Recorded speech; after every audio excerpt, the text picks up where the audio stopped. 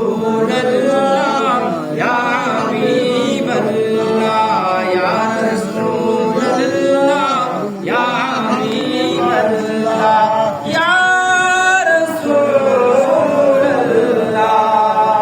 তুমি জীবন তুমি মরণ আল্লাহর ঘরে তুমি আপন।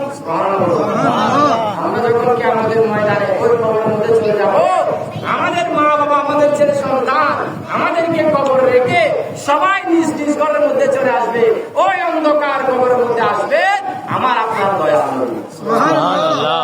তুমি জীবন তুমি মরণ আল্লাহর ঘরে তুমি আপন, তুমি মুদের পারের তরি, তুমি নিদানের তারানেওয়ালা ইয়া রাসূলুল্লাহ ইয়া হাবিবাল্লাহ ইয়া রাসূলুল্লাহ ইয়া হাবিবাল্লাহ ইয়া রাসূলুল্লাহ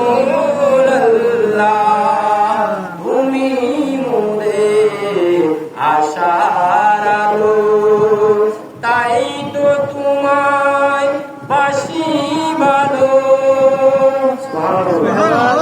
রাসূলকে ভালোবাসি কিনা? কেন? আমরা কবর হাসরে যেন আমাদের কোনো সমস্যা না হয়, আমরা যেন ওই ফেরেশতাদের হাত থেকে আমরা বাঁচতে পারি, আমরা সেজন্য রাসূলকে বেশি বেশি ভালোবাসি। সুবহানাল্লাহ। তুমি মোদের আশার আলো, তাই তো তোমায় বাসি ভালো, তুমি মোদের আশার আলো, তাই তো তোমায় বাসি ভালো।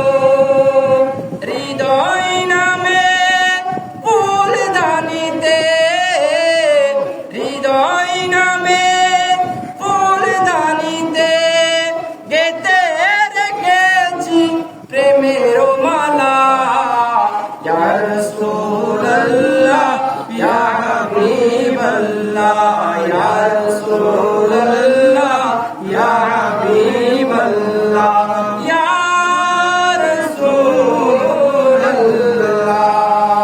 সকলে একবার বলি ইয়া রাসূলুল্লাহ, আরো আবার বলি ইয়া রাসূলুল্লাহ। ইয়া রাসূলুল্লাহ বলে মনে শান্তি পাই না? তাদের মনে যারা রাসূলকে ভালোবাসে তাদের মনে শান্তি পায়, আর যারা রাসূলকে ভালোবাসে না তাদের কাছে ইয়া রাসূলুল্লাহ ডাকটা খারাপ লাগে। ঠিক কি না? ঠিক। আশিক রাসূলুল্লাহ সব সময় সদা সর্বদা হর দম হর ওয়াক্ত সদা সর্বদা ইয়া রাসূলুল্লাহ বলে বলে শান্তি গ্রহণ করে। আল্লাহ আমাদের সবাইকে রাসূলের উম্মত হিসেবে কবুল করুন। আমিন।